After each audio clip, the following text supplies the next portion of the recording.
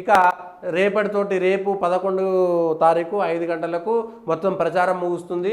ఇవాళ మొత్తం దానికి సంబంధించి ప్రచారము క్లోజ్ అవుతుంది. ఈరోజు ప్రచారానికి ప్రధానమంత్రి నరేంద్ర మోడీ వస్తున్నాడు, మహబూబ్ నగర్ పోతున్నాడు. మహబూబ్ నగర్ అనేటువంటిది ఎట్లయిందంటే రేవంత్ రెడ్డి గారు ముఖ్యమంత్రి గారు సహజంగా ఆయన తన ఆధిపత్యాన్ని చూపించుకోవడం కోసం తను గెలవడం కోసం చేసేటువంటి ప్రయత్నాలు చేస్తుంటారు. అది సహజమైనటువంటి విషయమే. అయితే ఒక్క మహబూబ్ నగర్ స్థానానికే తన సొంత స్థానానికి 9 సార్లు 10 సార్లు వెళ్ళాడనేటువంటిది లెక్కలు చెబుతున్నాయి.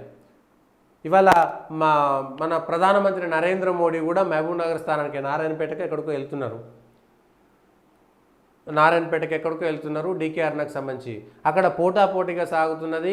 ఇక బూతులకు సంబంధించినటువంటి అంశాలు అయితే మనం చెప్పదలుచుకోలేదు. దారుణంగా మాట్లాడుతున్నారు అన్ని రాజకీయ పార్టీలు. మేము మాట్లాడితే మీరు మాట్లాడుతున్నారు, వాళ్ళు మాట్లాడుతున్నారు కాబట్టి మేము మాట్లాడతామంటారు తప్పితే ఎవరో ఒకరు దానికి అడ్డుకట్ట వేయాల్సినటువంటి ఆ హద్దు అదుపులు పెట్టుకోవాల్సినటువంటి సమయం మాత్రం ఆసనమైంది.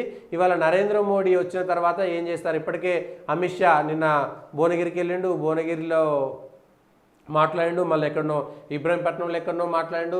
ఆ తర్వాత రాహుల్ గాంధీ వచ్చిండు, రాహుల్ గాంధీ పర్యటన కూడా ముగిసిపోయింది.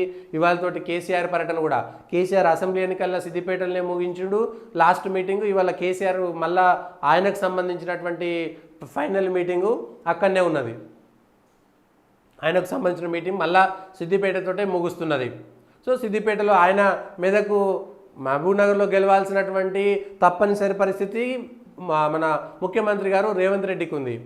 అదేవిధంగా మెదక్లో గెలవాల్సిన తప్పనిసరి పరిస్థితి కేసీఆర్ గారికి ఉన్నది. ఎందుకంటే ఆయన పార్టీ ఉన్నదే మెదక్ జిల్లా. అక్కడ కూడా గెలవకపోతే పార్టీ ఉనికికే ప్రమాదం.